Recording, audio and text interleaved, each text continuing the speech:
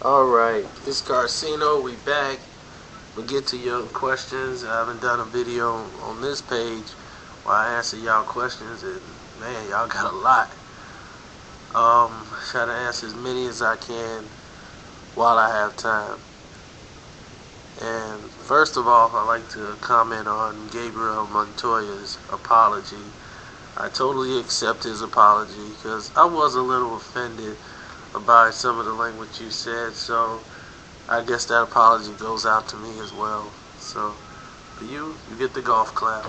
Golf clap? Golf clap. No. Seriously, a lot of people wrote a lot of really hard things about him.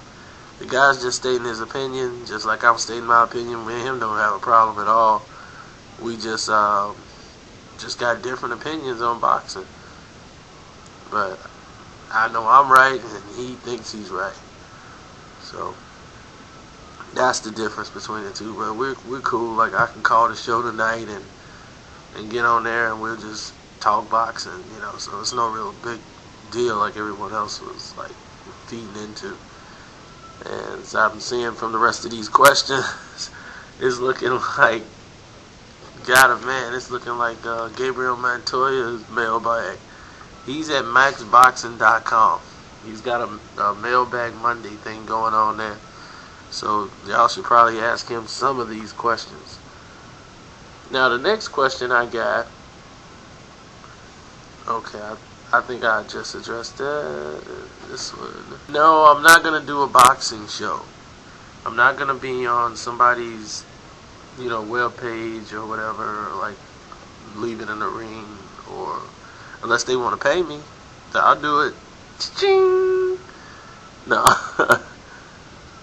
No, me and Gabe are not doing a show. It wouldn't make it past the first episode. That's not gonna happen. Okay. With Floyd Mayweather, okay. They saying if Margarito wins the fight, will Floyd fight Margarito? Let's say there's no such thing as the mob, the Easter Bunny and Santa Claus are real, and Margarito happens to win the fight. Floyd Mayweather and Pacquiao will still fight. It probably would happen a lot faster now, but that fight will still be made, and people will be outraged. And they's like, how could that happen? Margarito just won. He should be fighting Margarito now. And I'll tell you, this is how boxing works. Okay? Pacquiao is still going to be the bigger draw, win, lose, or draw. Why blow money that's still going to be $100 million? Because people still going to want to see Pacquiao Mayweather no matter what. Just look on the internet right now. People still talking about that fight. Okay, here's a good one. How come most of the boxers in the game get screwed over by promoters and lose all their money and end up broke, like Bob Arum and Don King rip off all the fighters? Oh, well, I had a pleasure of working around Don, and I'll tell you what, it's mostly managers, and that's why I tried to tell people on Twitter, managers will hurt a fighter worse than a promoter would. Okay? And most promoters in the game, they work with managers. Okay? Like this Michael Kahn situation. Bob has him with Pacquiao because Michael Kahn don't legally, tidally work for Bob Arum, but he works for Arum. Arum can work through him to get Manny to do what he wants to do. So, there's loopholes around the system because by law, a promoter cannot manage a fighter. It's called conflict of interest, and of course, sure you've heard of that. But a manager hurts a boxer in many ways. They have different factions that they do. Managers get like 33% normally. I mean, that's crazy in any other sport, but in boxing, that's like the norm. So they can get 33%. That's a lot of money. Not in the beginning, but in the long run. Just say if your fighter's making 200 grand, 300 grand or over, you start talking about some serious money being deducted out of the fighter's purse. Depends on how it's structured, his deal with his manager. But the manager should basically look out for the fighter and mostly the fighter's interest, but it's like the manager's looking out for their interest. And most of them don't have an understanding or a clue about the sport of boxing. They can care less about the history. Most of these guys grew up in marketing and went to school for management of different fields and not to be a management of boxers. That's why most boxers, they have their fathers, their trainer and manager, because you want someone you trust in that kind of position. And in boxing, it breaks down to a story of who do you trust, what makes sense, and it normally doesn't really happen to that. It goes to the last faction, which is who's the cheapest.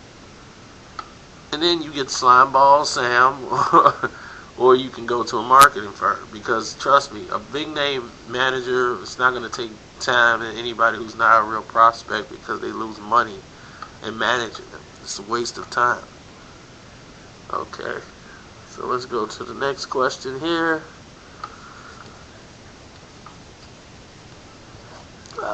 When are you going? I'm going to the Philippines next year. I planned my trip already. I picked the island. I'm going to Cebu. And yeah, I'm on Twitter. I'm KARCENO, same name you see on here. Go on Twitter. I'm there, and yes, you get the information first on Twitter. Then I'll come here, and then we can go from there.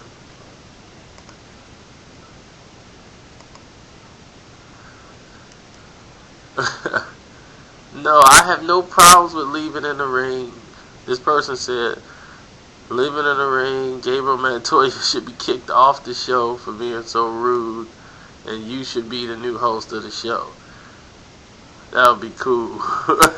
No, it wouldn't be cool, because Gabe and him work very well together. This is just a stepping stone for him to go further to like different avenues. There's nothing wrong with having a SAG license. I'm just saying. Dave is like Steve Kim. They're passionate about the sport of boxing. I couldn't see Dave doing anything other than boxing. You took that away from him, I don't know what he would do. Same thing with Steve Kim. I just couldn't see them doing any other things besides that. Gabe, I can see going to do other things. So that's the difference between the two. And yes, I will be doing a video about the rehydration clause, because it's like I invented that. No one was using the word rehydration clause except for me, because I'll give you a little hint on what it's going to be about. It's not going to be about the rehydration clause, really. It's going to talk about the standards of it. So Bob Arum can come out and say there's no such thing as a rehydration clause, and some people are going to say it's illegal. But you don't understand what it titles and how it means. It didn't start with Manny Pacquiao. This happened before in the past, but it never started with Manny Pacquiao. Other fighters would have it so that fighters didn't come in to weigh after the weigh-in. They had it written in the contract that you couldn't weigh in past a certain amount of pounds. Some they said if you did make weight, you couldn't gain so many amount of pounds, or the fighter wouldn't fight you. The fight would be off. Some they had to pay in penalty to the other fighter if he came in excess of pounds. Depending on how many pounds he came over, he was fined per pound. So contracts are structured that way to make sure to protect the fighters. You don't want some super middleweight in there with a lightweight could physically hurt or injure another fighter. So they had the fighters' interests at heart when they came forward to do this. And that's it. You know, I'm giving you damn near the video. But okay, let's go to the next one. Because a lot of these questions are almost the same. That's why I'm like skipping over them. No, this is crazy. Oh, what I think about Lamont Peterson and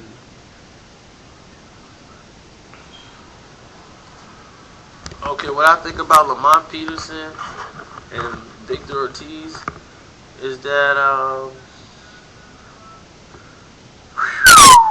think I want to see how Peterson do now since he's finally started working with a speed bag. Him and his brother had never worked with a speed bag before. As a matter of fact, they could barely hit it. This was during the time of the Bradley fight.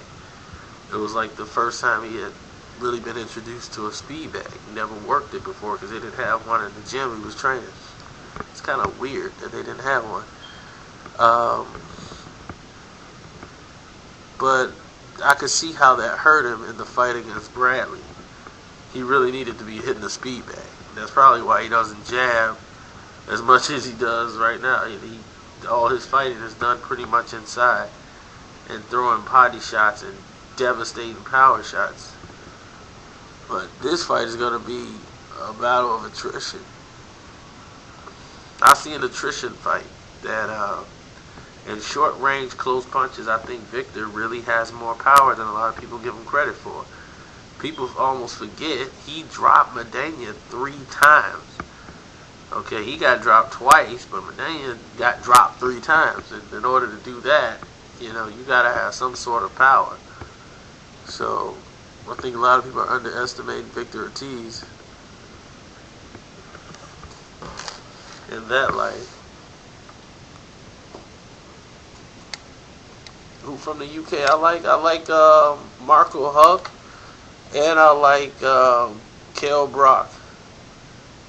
They're the only 2 fighters right now in the UK I know. If there's some I should check out, please come and tell me or leave some notes. But them the 2 guys right now that I follow. I've been with Marco Huck for a while. Because I had my guy overseas used to send me DVDs all the time, He used to send me all kind of fight DVDs. I had the Arthur Abram with Miranda, the whole card, and Marco Huck is on those cards. So I got a chance to see him come up, Captain Hook. So I used to crack up at the name. So I remember him. And Kell Brock, he's just new, but he's just like the Prince. He kind of looks like the Prince as well. He moves like him. He's talking, and here comes Frank Warren. So Warren's gonna make him a star pretty much over there. And then someone will come still. Then Warren's got to go right back to the to the drawing board. I mean, if there's a promoter that's really got screwed over, it's got to be Frank Warren. If it's a promoter you feel sorry for, like, man, dude, he gets the fighter, and the next thing you know, they just come and take him, and it seems like they can do it with ease. It's like no problem to take a fighter from Frank Warren. I was like, man, the next guy that comes along, he's going to sign a contract that won't let him do anything. He couldn't even visit the United States.